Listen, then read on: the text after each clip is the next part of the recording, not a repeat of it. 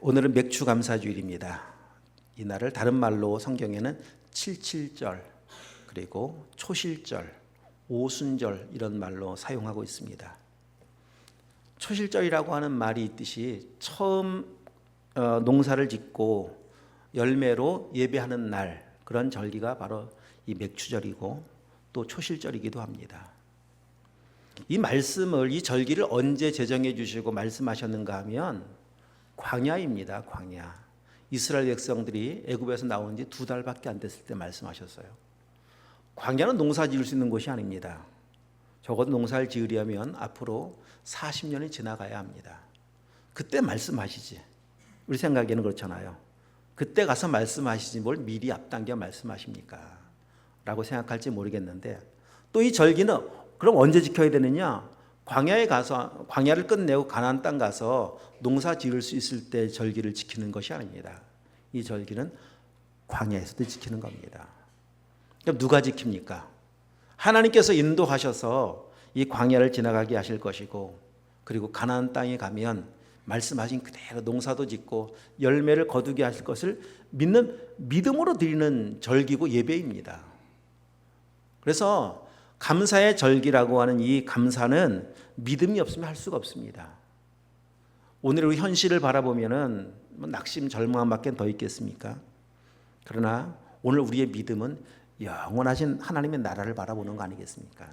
그 나라를 바라보면서 감사하는 것이고, 그 나라 백성 되게 하신 것이 감사한 것이고, 그래서 오늘 우리가 이 시기를 지금 지나가면서 다시 한번 믿음이 회복되고 세워지고, 우리의 남은 후반기뿐만 아니라 남은 인생의 후반전은 하나님을 향한 감사와 찬양이 매일매일 넘치는 은혜가 있기를 축복합니다. 자, 요한계시록의 말씀을 우리 7월부터 묵상을 하고 있습니다. 요한계시록은 성경의 가장 마지막 책입니다. 대부분 요한계시록 하면 어려워하죠. 그러나 얼마나 중요한지 모릅니다. 인류 종말의 마지막 내용을 기록하고 있는 책이 요한계시록입니다.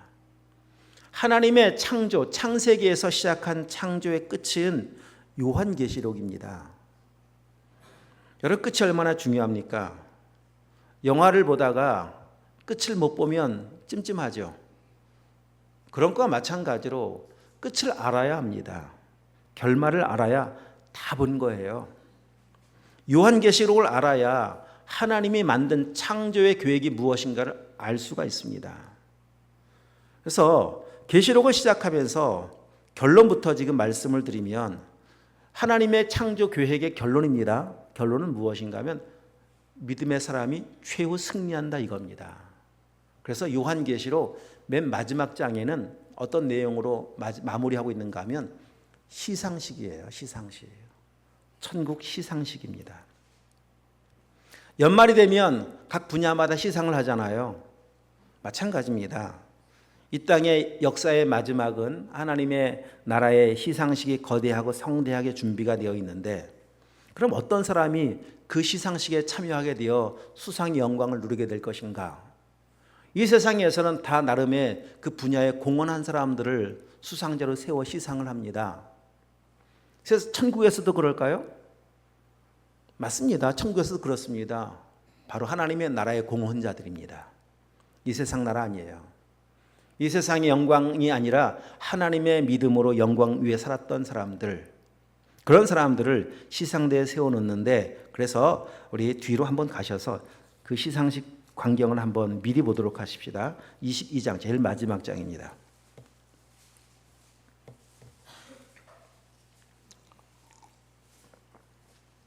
(12절) 시작. 보라, 내가 속히 오리니 내가 줄 상이 내게 있어 각 사람에게 그가 행한 대로 갚아주리라. 이 시상식이 어떤 사람이 수상하느냐? 행한 대로 갚아주리라. 행한 대로라고 하는 말은 믿음대로입니다. 행함이 없는 믿음은 그 자체가 죽은 것이라고 말씀하셨던 것 같이, 믿음의 사람들이 믿음으로 살았던 삶의 그 시간 헌신된 만큼 하나님은 하나님의 시상대에서 영광으로 갚아주시겠다고 약속하고 있는 거예요. 마태복음 7장에 나오는 입으로만 주여 주여 한 사람은요, 여기 참석 못합니다. 아예 이 자리 자체에 없습니다. 오직 믿음으로 산 사람. 자, 그러면 우리 모두가 다 이 영광스러운 시상 때 있어야 되지 않겠습니까? 한번 생각해 보십시오. 내가 그 자리에 선다고 생각해 보십시오. 우린 간혹 뉴스를 통해서 TV 매스컴을 통해서 영광스러운 시상대에 선 사람들을 볼 때가 있습니다. 올림픽에 금메달을 따 그 자리에 서 있는 사람들을 보면서 참 영광스러워하지 않겠습니까? 이 세상에 시상대가 가장 영광스러운 시상대가 뭔지 모르겠지만 여러분, 천국 시상대가, 이 시상대가 이 세상만 못하겠습니까? 전혀 그러지 않습니다. 이 세상과는 비교가 안 됩니다. 이 세상의 그 어떤 영광도 하나님 나라의 마지막 시상대 영광과 비교할 수가 없습니다. 여러분, 거기 서셔야 되지 않겠습니까? 그래서 믿음으로 살아간다라고 하는 것은 결국 어리석은 삶이 아니에요. 참 지혜로운 겁니다. 우리 그날을 바라보면서 믿음의 길을 걸어가길 축복합니다. 이게 요한계시록의 성경 마지막 역사에 하나님께서 계획하신 창조의 완성입니다. 우리를 믿음의 사람 되게 하셔서 마지막 그 영광에 동참하게 하시는 것. 자, 오늘 요한계시록은 사도 요한이 기록을 했고, 자, 1장으로 다시 이제 와서 보시면, 우리 오늘 본문 와서 보도록 하겠습니다. 1장에 보시면 하나님께서 요한을 통해서 그 행하실 일을 기록하게 하시는데, 그 기록하게 한 장소가 어디냐면 반모섬이라고 하는 것입니다. 자, 이 반모섬은 그리스 국적의 섬이고, 섬은 그렇게 크다고 이렇게 알려져 있지는 않습니다. 남북으로 16km, 동서로 10km, 현재 인구는 약 한 2,500에서 3,000명 정도 살고 있다고 알려져 있는데, 당시 로마 제국 시대에는 이곳은 유배지였습니다. 온갖 죄수들이 이곳에 유배시켰고, 한 번 들어가면 나오기가 참 어려운 곳. 다 섬들은, 우리도 섬들, 과거 제주도가 유배지였었던 것 같이 섬들은 대부분 그 시대는 그랬었습니다. 이곳에서 사도 요한도 유배 생활을 했는데, 그 유배당한 이유가 도대체 뭐냐? 사도 요한은 도대체 어떤 죄를 지었기에 그것을 유배당했는가? 그 지었던 죄가 바로 2절입니다. 2절. 자, 2절 시작. 1장 2절 시작. 요한은 하나님의 말씀과 예수 그리스도의 증거 곧 자기가 본 것을 다 증언하였느니라. 이것 때문에 사도 요한이 반모섬에 유배하게 되어집니다. 지금 반모섬은 그래서 사도 요한이 그곳에 머물러 요한 서신과 요한계시록을 기록한 일로 인해서 그곳은 성지가 되었습니다. 우리가 다음 성지순례를 계획할 때 이 지역을 가려고 하거든요. 이 소아시아, 오늘 지역에 나오는 소아시아 교회들과 그리고 그리스 터키 지역을, 그리스 로마를 우리 성지 순례하려고 지금 계획하고 있는데, 지금은 뭐 성지입니다. 그리고 관광지입니다. 휴양지이기도 합니다. 그러나 당시에는 유배지라니까요. 자, 여기서 중요한 사실 하나 발견케 되어집니다. 요한이 유배당하면서 하나님의 계시를 받고 이 놀라운 말씀을 기록할 수 있었던, 말씀의 마지막 활용점을 찍은 거잖아요. 요한계시록을 쓰면서 관광지에서 쓴 거 아니라니까요. 유배지에서. 이 영적 비밀입니다. 하나님의 은혜는 관광지에서 임하는 것이 아니라 유배지에서 임합니다. 우리 인생의 고난의 시기가 하나님의 은혜를 경험할 수 있는 복된 시기. 그게 성경에 말씀하시는 고난이 참 유익했다고 고백하는 거 아니겠습니까? 혹시 지금 여러분의 삶이 유배지 같은 삶일 수 있습니다. 사방으로 우겨쌈을 당해 있는 삶일 수 있습니다. 마치 섬에 고립된 것 같이 고립된 인생의 삶의 현실을 지금 지나갈 수도 있습니다. 그렇다면 오늘 이 바울이 그곳에서 이 놀라운 하나님의 은혜를 경험했었던 것 같이 바로 지금 내 환경은 하나님의 은혜를 경험할 수 있는 복된 시간을 내게 허락해 주셨구나 믿어지길 축복합니다. 그 복된 은혜는 그냥 주시는 것이 아니라, 자, 유배된 섬에서 뭐 바라볼 것이 있습니까? 바다만 바라보는 것도 뭐 한계죠. 뭐 사실 놀러 가서 여행 가서 바다 바라보는 건 낭만이 있을지 몰라도 유배되어 갔다고 생각해 보십시오. 하나님밖에 바라볼 수 없는 곳입니다. 광야와 똑같습니다. 오늘 우리의 환경은 주님 바라보라는 거예요. 나를 고립시켜 놓은 이유는 뭔가 하면 세상은 도움이 안 된다는 겁니다. 하나님만, 주님만 나의 도움이시고 나의 힘이시고 능력인 것을 알게 하시기 위한 은혜의 시간, 복된 시간입니다. 그렇게 주님 바라보면 우리를 향한 준비해 놓은 복이 있다니까요. 그곳에 한 말씀이 있고 은혜가 있다니까요. 그 은혜가 축복합니다. 그리고 이제 오늘 본문 에베소 교회 2절 말씀에 에베소 교회에게 이제 편지를 쓰죠. 1호부터 쭉 소아시아 7교회를 향해서 편지를 쓰면서 요한계시록이 시작이 되어지는데 이 오늘 본문에 나와 있는 에베소 교회는 바울이 2차, 3차 선교 여행을 다니며 세운 교회입니다. 특히 3차 선교 여행 중에는 이곳에서 2년 반을 머물러요. 바울의 3차 선교 여행 중에 가장 오랜 기간 머물렀던 지역이 바로 에베소라는 지역입니다. 그러면서 그곳에 이제 교회가 세워져요. 그리고 오늘 소아시아 7교회 중에서 가장 먼저 언급되어지는 교회가 에베소 교회입니다. 자, 2장 1절 다시 한번 읽어보도록 하겠습니다. 시작. 에베소 교회의 사자에게 편지하라. 오른손에 7뼈를 붙잡고 7 금촛대 사이를 거니시는 이가 이르시되.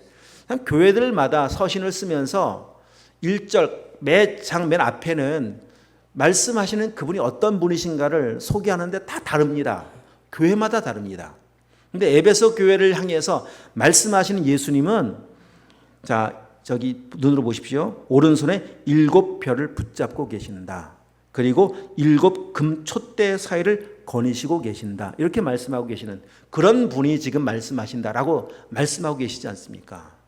7벼는 뭐고 7 촛대는 뭐냐? 바로 1장 20절 말씀에 나와 있습니다. 자, 1장 20절도 한번 읽어보겠습니다. 내가 본 것은 내 오른손에 7별의 비밀과 또 7 금촛대라. 7별은 7교회의 사자요 7 촛대는 7교회이니라. 여기 나와 있죠? 7별은 7교회의 사자, 7 촛대는 7교회, 이렇게 말씀하고 계십니다. 그러면 지금 가장 먼저 에베소 교회를 향해서 하시는 말씀이기도 하겠지만은 여기서 먼저 중요한 사실을 또 알려줍니다. 그것이 무엇인가 하면 이 교회의 주인은 예수 그리스도라고 하는 사실을 알려주시는 거예요. 7 금촛대사에 계신다, 그곳에 거하신다, 거니신다라고 하는 말은 거주하시고 그곳에 머물러 계신다라고 하는 의미입니다. 잠시 지나가시는 분이 아니라는 의미입니다. 그럼 그곳에 어떤 분으로 이곳에 계십니까? 주인으로 계십니다. 교회의 머리는 예수 그리스도이십니다. 그것을 지금 먼저 선포해 주고 계세요. 그리고 7별을 붙잡고 계신다. 7별은 7사자라고 말씀하셨습니다. 7사자라고 하는 의미는 교회의 목회자, 지도자들을 의미합니다. 하나님의 교회를 가운데 세워놓은 지도자들, 하나님은 손에 오른손으로 꼭 붙잡고 계시듯이 붙잡고 계시는 분, 그렇게 지금 말씀해 주고 계십니다. 그래서 교회의 머리가 되시는 예수 그리스도를 지금 알려주시면서 이 교회는 하나님의 교회입니다. 예수님의 교회입니다. 이 교회의 주인이 예수님이기 때문에 그렇습니다. 수만 명, 수천 명 모이는 교회, 세상은 다 그런 교회들을 주목하죠. 마치 그런 교회만 하나님의 교회 같고 다 쓰러져가는 개척교회, 성도가 1명, 2명 모이는 교회는 마치 교회가 아닌 것 같아 보여도 여러분 거기도 하나님의 교회고, 수천 명, 수만 명 모여도 하나님의 교회고, 교회는 하나님의 교회입니다. 주님의 교회인 것이 분명합니다. 그러면 또 여기서 말씀하고 계시는 7교회, 7 촛대라고 말씀하신 7교회, 왜 7교회는 여기 나와 있는 에베소 교회를부터 시작한 서머나 교회, 버가모 교회, 두아디라 교회, 이런 교회만을 표현한 7교회가 아닙니다. 7교회는 대표성을 띤 온 열방의 우주에 속해 있는 교회를 대표하는 교회들을 의미하는 거예요. 7이라는 숫자가 완전 숫자거든요. 완전 숫자라는 말은 모든 교회를 의미하는 겁니다. 하나님의 모든 교회, 이 땅에 세워진 모든 교회가 다 포함되어 있습니다. 그 말과 같이 모든 교회의 주인이 예수님이시고, 모든 교회를 주님이 붙잡고 계시고, 모든 교회의 사자를, 그게 저만입니까? 아닙니다. 여러분이 교회가 되고 성전이 되고 여러분이 또 교회 왕 같은 제사장 아닙니까? 다 붙잡고 계신다는 거예요. 여기 나와 있는 이런 교회들, 유명했던 몇 교회만이 아니라 이 땅의 모든 성도들을 하나님은 그들의 머리가 되시고 주인이 되시고 그들을 그 손으로 꼭 붙잡고 계신다. 이거 지금 알려주시는 거예요. 여러분, 그래서 오늘 우리가 이 세상을 살면서 담대하게 살 수 있는 비결이 여기 있는 겁니다. 왜? 하나님이 나를 붙잡고 계시기 때문에. 뭐 다른 이유가 뭐가 있습니까? 우리가 이 세상에서 담대할 만한 이유가 뭐가 있습니까? 근거가 뭐가 있습니까? 다른 게 뭐가 있어요? 아무것도 없어요. 나와 함께 하신 하나님, 나의 머리가 되시고 나의 주인이 되시고 나의 목자가 되시는 주님, 그분이 나와 함께 하시고 나를 붙잡고 계신다면 또 뭐가 두려울 게 뭐가 있습니까? 여러분, 다윗이 세상 살면서 골리앗 딱 만났을 때 그 앞에 나갈 수 있는 근거가 뭐가 있습니까? 이 믿음 아닙니까? 너 창과 칼을 의지하지? 넌 너의 신장을 의지하지? 나는 만군의 여호와 그 하나님의 이름, 나를 붙잡고 계시는 그분 의지해서 담대히 나가노라. 이기는 거 아니겠습니까? 마찬가지입니다. 우리가 살아가는 오늘 현실 속에서 승리할 수 있는 비결은 다른 거 아니에요? 네, 주인 되시고 나를 함께 하시고 나를 붙잡고 계신 그분 의지하는 믿음만 있다면 넉넉히 이기는 줄 믿습니다. 여러분, 이 믿음으로 살아가실 축복합니다. 또한 오늘 계시록의 7 교회 중에서 가장 먼저 소개하는 교회가 에베소 교회입니다. 왜 하필이면 에베소 교회일까? 제비 뽑아놓았을까?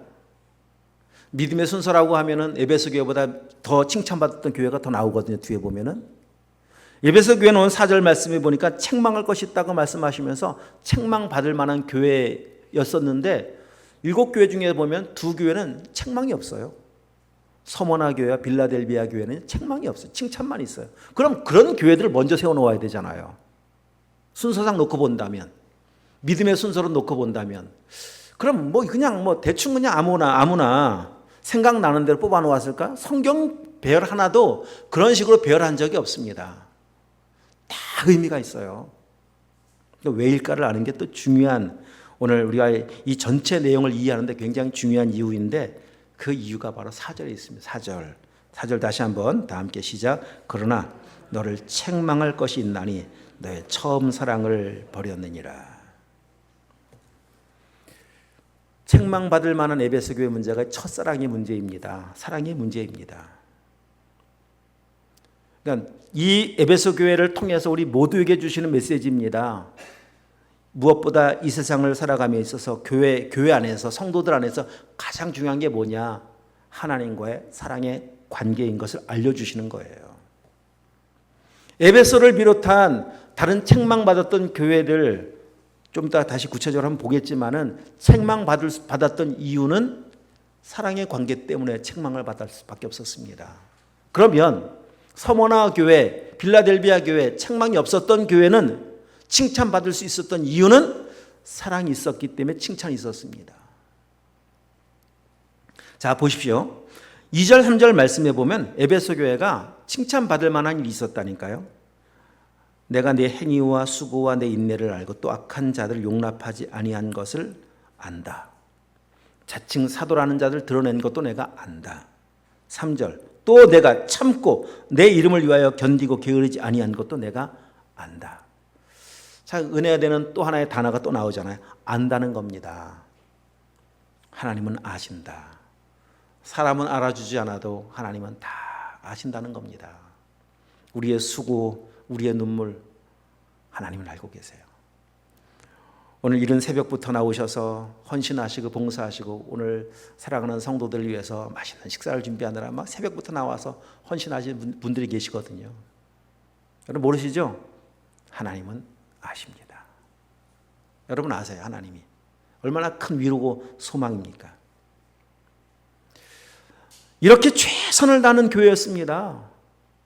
언제나 사랑으로 섬기는 사람들을 통해서 어느 교회나 마찬가지입니다. 어느 공동체나 다 마찬가지로 이런 섬김의 사람이 있기에 교회든 가정이든 사회든 공동체든 건강해지는 거예요. 거기에 생명력이 있습니다. 그래서 교회가 교회다워지는데 반드시 필요한 것은 이런 수고 헌신입니다. 여러분 만약에 다 자기밖에 없어요. 나밖에 몰라요. 전혀 움직이려고 하지 않습니다. 헌신하려고 하지 않습니다. 다 팔짱만 끼고 있습니다. 그게 교회가 됐든 여러분 가정이 됐든 여기 가정에 들어가셨는데 다 팔짱 끼고 있어요. 가정에서 엄마도 팔짱, 아빠도 팔짱, 애들도 팔짱. 뭐가 될까요? 거기가 절대 거긴 하나님의 천국을 경험할 방법이 없습니다. 천국과 같은 가정을 만드는 그 이유는, 비결은, 여러분 어머니 아버지가 그냥 팔짱을 끼지 않거든요. 손발을 걷어붙이고 밖에 나왔다 들어가자마자 그냥 막 쓸고 닦고 만들고 그러면서 가정이 막 생명력이 넘치는 가정 만들어가는 거 아니겠습니까? 천국과 같은 교회를 만들어가는 과정에서 이 수고 헌신의 사람이 반드시 필요하다니까요. 그런데 여기에 그것만이 필요한 것이 아니라 하나가 더 필요해요. 그게 뭐냐면 사랑입니다. 일하는 사람 안에 사랑이 있어야 돼요. 그래야 일하는데 지치질 않습니다. 일하면서 기쁘고 일하면서 행복하고, 그리고 그 섬김을 받는 사람도 기쁘고 행복할 수가 있습니다. 언제나 어디서나, 시대를 넘어서, 지역을 넘어서 언제나 어디서나 사랑이 식어지면 그때부터 문제가 생기기 시작합니다. 여러분 가정에서 요리를 하는 어머니의 마음에 사랑이 아니라 화가 이만큼 찼습니다. 뚜껑 열리기 일보 직전이에요. 그런 상황에서 요리를 만들고 음식을 만듭니다. 다다다다다다다다 깨지고 집안 분위기가 싸늘해지죠. 여러분 그런 상황에서 만든 음식을 드시려고 식탁에 앉으면 어떻게 될까요? 바로 그 다음날 병원 가야 돼요. 소화가 안 됩니다. 언제나 어디서나 그런 거예요. 어디가 와든지 열심히 있는데 사랑이 사라지기 시작하면 문제가 생기기 시작합니다. 지금 에베소 교회 이 말씀을 하시는 이유는 다른 게 아닙니다. 첫사랑을 버렸다. 첫사랑이 식어버렸다. 그러면 이제 그럼으로 인해서 교회 문제가 생겼겠죠. 이런 문제가 생겼을 겁니다. 이제 가정에 본 거예요. 2절 3절의 모습이 보이질 않아요. 전에는 그렇게 열심히 했던 사람이 사랑이 식어지고 나니까 아무것도 하질 않아요. 문제 아닙니까?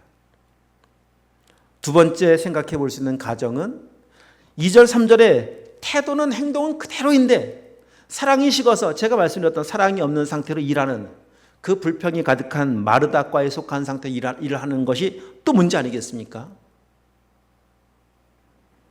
그래서 사랑이 사라지면 문제가 생깁니다. 인생을 행복하게 살게 만드는 비결은 사랑이에요. 다른 방법이 없습니다. 사랑하면 그 사랑의 에너지는 우리의 삶의 어떤 환경을 뛰어넘게 만드는 능력을 주기 시작합니다.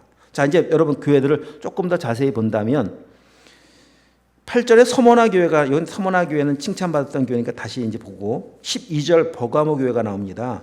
버가모 교회에게 말씀하시는 내용에는 책망이 있는데, 책망의 내용은 다른 거 아니에요.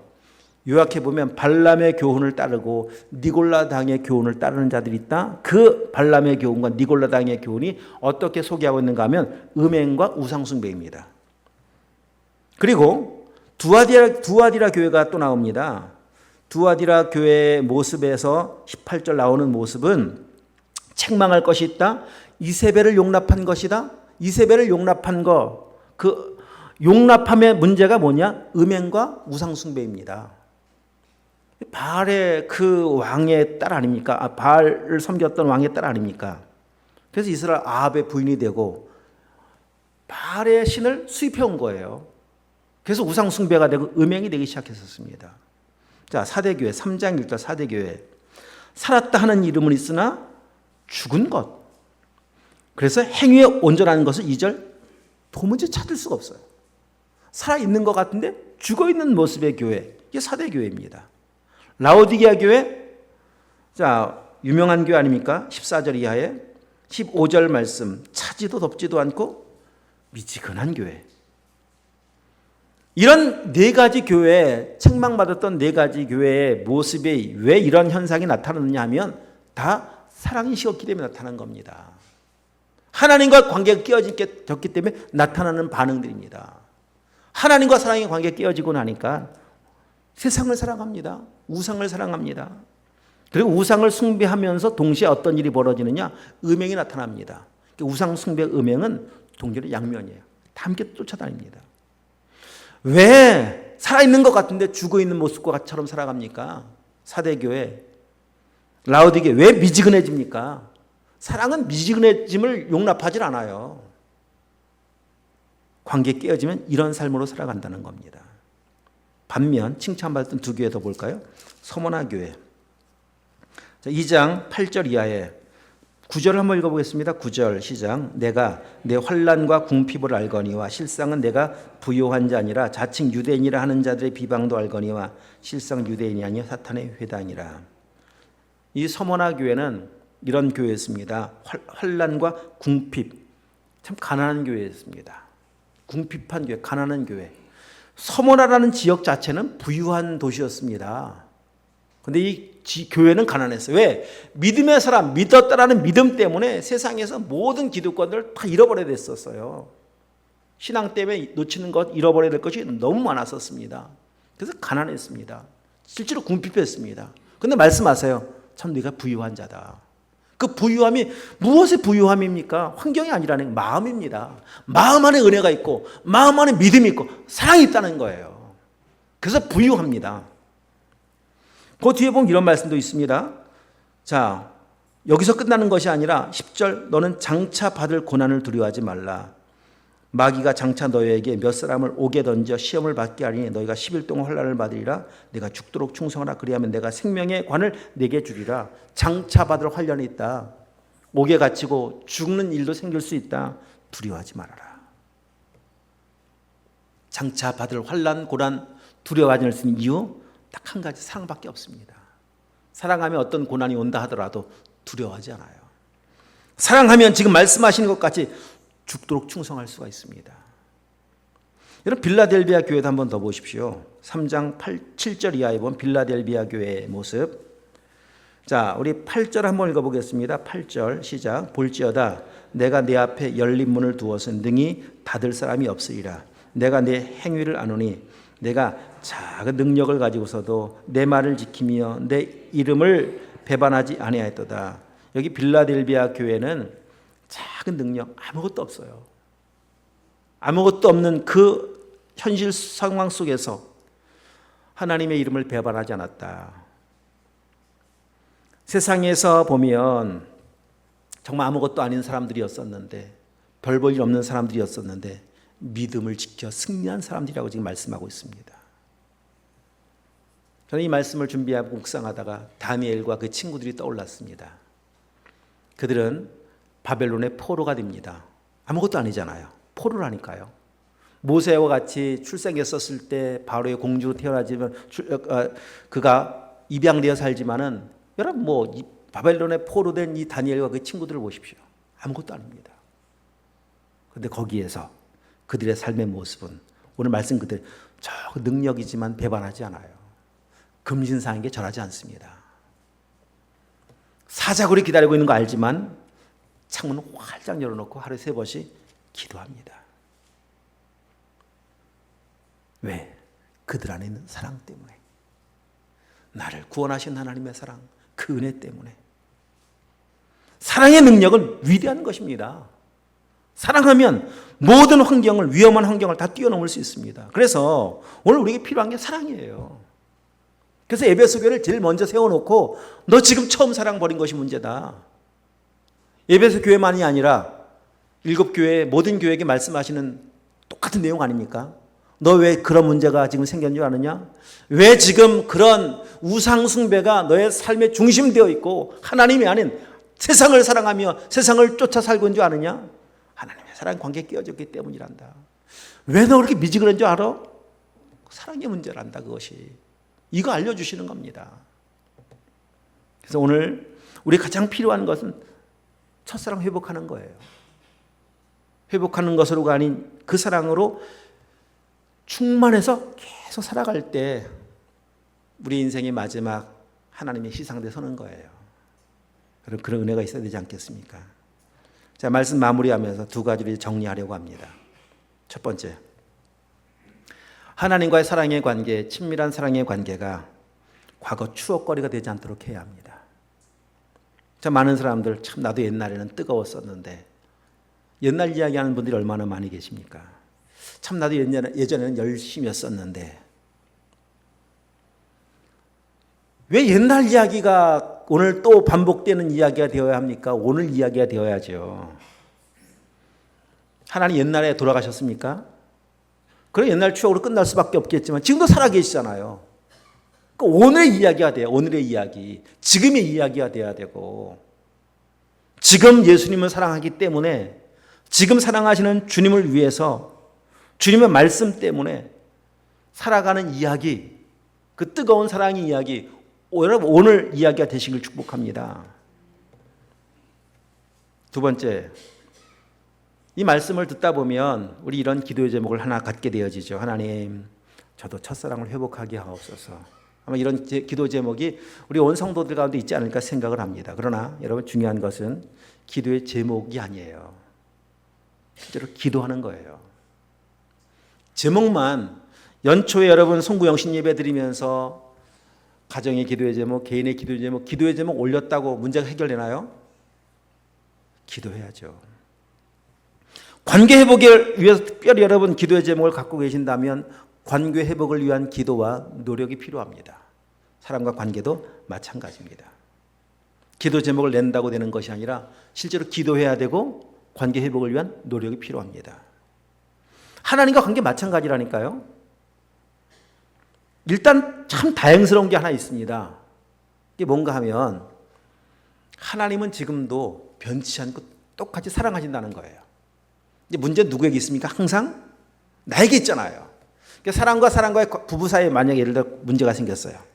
참 나는 회복하고 싶은데 상대방의 문을 딱 열고 마음의 문을 열지 않으면 방법이 없어요. 친구 사이 회복하고 싶은데 한 사람 문 딱 닫아놓으면 방법이 없잖아요. 근데 하나님이 만약에 문을 딱 닫아놓고 계세요. 마음의 문을 딱 닫고 계세요. 너 첫사랑 버렸어? 그리고 살았어? 그렇게 살았어? 나 너 다시 보고 싶지 않다. 마음 딱 닫아놓으면 우리는 온갖 시도를 다 해도 소용이 없습니다. 그런데 일단 참 다행이잖아요. 생각해보면 하나님은 언제나 그 자리에서 언제나 한결같은 사랑으로 우리를 사랑하시는 분이라는 사실 얼마나 감사하고 다행스럽습니까? 탕자 언제나 돌아가면 기다리시는 하나님이 계시기 때문에 돌아갈 수 있는 거 아니겠습니까? 일단 참 감사한 거예요. 그러면 그 하나님께 나가야 돼요.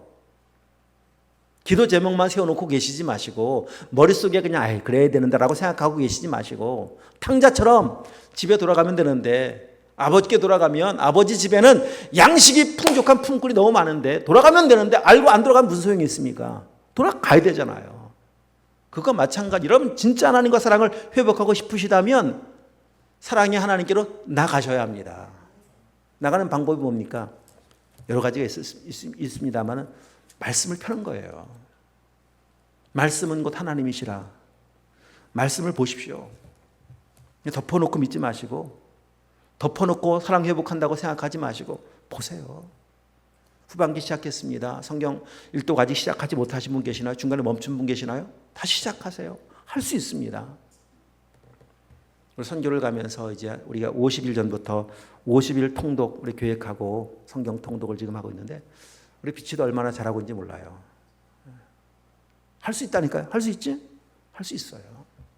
시작하는 거예요. 말씀을 펴고 그리고 하나님께 나가는 거예요. 나가셔서 입을 열어서 하나님께 고백해 보십시오. 하나님, 잃어버린 하나님의 사랑 다 회복하고 싶어요. 여러분 기도하면 여러분 하나님이 듣고 싶은 기도 중에 이보다 더 좋은 기도가 있을까요? 다시 관계 회복하고 싶어요. 하나님 내 안에 은혜로 충만하게 채워주세요. 이런 기도하면 응답받는데 오래 걸릴까요? 오래 안 걸려요. 바로 응답해 주세요. 나가서 한번 기도해 보세요. 바로 그 자리에서 나가는 순간 여러분 진짜 그런 마음 다른 이거 갖고 싶고 저거 갖고 싶고 이거 되어주시고 이런 거 아니라 진짜 딱 한 가지 그 목적 가지고 나오는 문을 교회당 문을 딱 밟는 순간 그냥 은혜가 쏟아지기 시작합니다.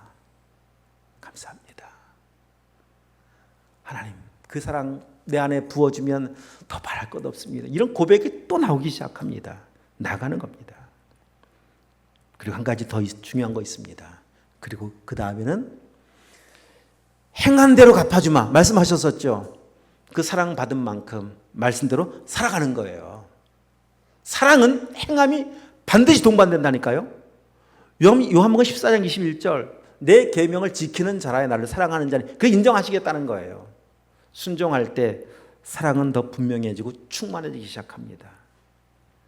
자, 이제 여러분 우리에게 주어진 2025년의 후반기, 남은 인생의 후반전, 나를 지금도 변치 않고 사랑하신 하나님과 친밀한 교제를 회복하고 그분과 동행하면서 그분이 주신 은혜의 이야기, 사랑의 이야기 매일매일 써내려 가십시오.